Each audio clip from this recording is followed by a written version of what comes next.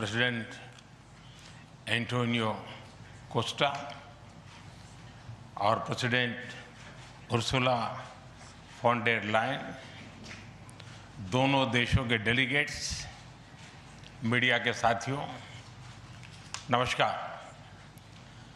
अपने दो करीबी मित्रों प्रेसिडेंट कोस्टा और प्रेसिडेंट फॉन डेर लायन का इस अभूतपूर्व भारत यात्रा में स्वागत करते हुए मुझे बहुत खुशी हो रही है। कोस्टा जी अपनी सरल जीवन शैली और समाज के प्रति प्रेम के आधार पर लिस्बन के गांधी के नाम से जाने जाते हैं और उर्सुला जी जर्मनी की पहली महिला रक्षा मंत्री नहीं, यूरोपियन यूनियन कमीशन की भी पहली महिला प्रेसिडेंट बनकर पूरी दुनिया के लिए एक प्रेरणा है। कल एक ऐतिहासिक क्षण था जब पहली बार यूरोपियन यूनियन के लीडर्स भारत के गणतंत्र दिवस समारोह में मुख्य अतिथि के रूप में शामिल हुए। आज एक और ऐतिहासिक अवसर है जब विश्व की दो सबसे बड़ी लोकतांत्रिक शक्तियां अपने संबंधों में एक निर्णायक अध्याय जोड़ रही है। फ्रेंड्स, पिछले कुछ वर्षों में भारत और यूरोपियन यूनियन के संबंधों में उल्लेखनीय प्रगति हुई है। साझा लोकतांत्रिक मूल्यों, आर्थिक सिनर्जी और मजबूत पीपल टू पीपल टाइज के आधार पर हमारी साझेदारी नई ऊंचाइयों तक पहुंच रही है।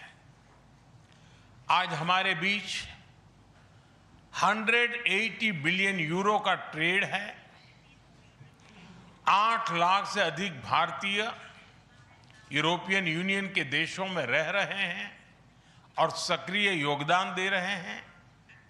हमने स्ट्रेटेजिक टेक्नोलॉजी से लेकर क्लीन एनर्जी, डिजिटल गवर्नेंस से लेकर डेवलपमेंट पार्टनरशिप, हर क्षेत्र में सहयोग के नए आयाम स्थापित किए हैं। इन्हीं उपलब्धियों के आधार पर आज की समिट में हमने समाज के सभी वर्गों को लाभ पहुंचाने वाले कई निर्णय लिए हैं। फ्रेंड्स, आज भारत ने अपने इतिहास का अब तक का सबसे बड़ा फ्री ट्रेड एग्रीमेंट संपन्न किया है। आज 27 तारीख है। ये सुखद संयोग है कि आज ही के दिन यूरोपियन यूनियन के 27 देशों के साथ भारत ये एफटीए कर रहा है। यह एक ऐतिहासिक समझौता हमारे किसानों, हमारे छोटे उद्योगों, इसके यूरोपियन मार्केट तक पहुंच आसान बनाएगा, मैन्युफैक्चरिंग में नए अवसर पैदा करेगा और हमारे सर्विसेज सेक्टर के बीच सहयोग को और प्रबल करेगा। इतना ही नहीं, यह एफटीए भारत और यूरोपियन यूनियन के बीच इन्वेस्टमेंट को बूस्ट करेगा, नई इनोवेशन पार्टनरशिप बनाएगा और वैश्विक स्तर पर सप्लाई चेन को मजबूत करेगा। यानी यह सिर्फ ट्रेड एग्रीमेंट नहीं है, यह साझा समृद्धि का नया ब्लूप्रिंट है।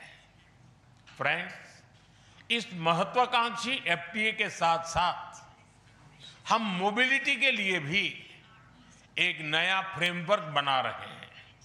इससे भारत के स्टूडेंट्स, वर्कर्स और प्रोफेशनल्स के लिए यूरोपियन यूनियन में नए अवसर खुलेंगे। साइंस एंड टेक्नोलॉजी में हमारा लंबे समय से एक व्यापक सहयोग रहा है।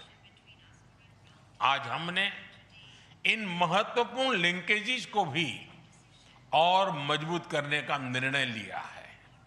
फ्रेंड्स, रक्षा और सुरक्षा सहयोग किसी भी स्ट्रेटेजिक पार्टनरशिप की नींव होती है और आज हम इसे सिक्योरिटी एंड डिफेंस पार्टनरशिप के जरिए औपचारिक रूप दे रहे हैं। इससे काउंटर टेररिज्म, मैरीटाइम और साइबर सिक्योरिटी में हमारी साझेदारी और गहरी होगी। यह रूल्स बेस्ड इंटरनेशनल ऑर्डर के प्रति हमारी साझा प्रतिबद्धता को भी बल देगा। इंडो पैसिफिक क्षेत्र में हमारे सहयोग का दायरा और बढ़ेगा और इसके साथ हमारी डिफेंस कंपनियां को डेवलपमेंट और को प्रोडक्शन के नए अवसर साकार करेगी।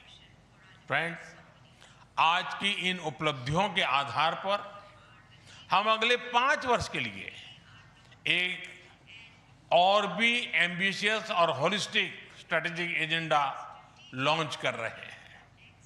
एक जटिल वैश्विक वातावरण में ये एजेंडा स्पष्ट दिशा देगा, हमारी साझा समृद्धि को आगे बढ़ाएगा, इनोवेशन को गति देगा, सुरक्षा सहयोग और सुदृढ़ करेगा और पीपल टू पीपल टाइज को और गहरा करेगा।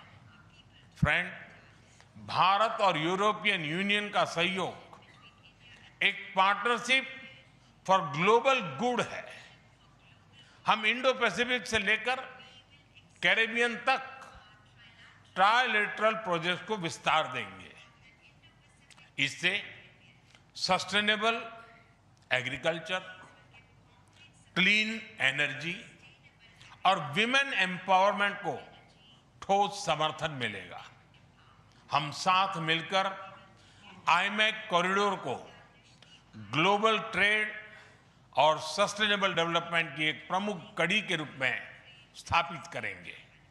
फ्रेंड्स, आज ग्लोबल ऑर्डर में बड़ी उथल-पुथल है।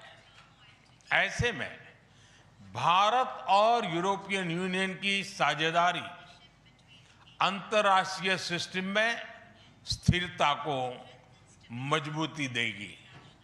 इस संदर्भ में आज हमने यूक्रेन, पश्चिमी एशिया, इंडो पैसिफिक सहित कई वैश्विक मुद्दों पर विस्तार से चर्चा की। मल्टीलेटरलिज्म और इंटरनेशनल नॉर्म्स का सम्मान हमारी साझी प्राथमिकता है।